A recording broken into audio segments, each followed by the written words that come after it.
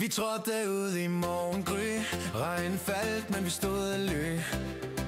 10 timer på hjul for dem, der kæmper alt, hvad de kan igen. Vi mærker vinden rive hårdt, men vi ved, hvad vi cykler for. Hver kilometer, hver en smerte, er kærlighed i hjertet.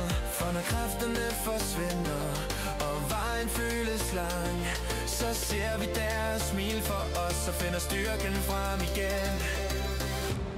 Vi cykler for livet, for håb og for tro, for de børn, der kæmper. Vi giver alt, vi kunne, når benene brænder, og tårer bliver til sved, så husker vi hvorfor vi gør det for dem. Ørbæk, vi står sammen imod vindens brus, med Team Rynkeby. Vi løfter et lys, for kærlighed kender ingen grænse, min ven.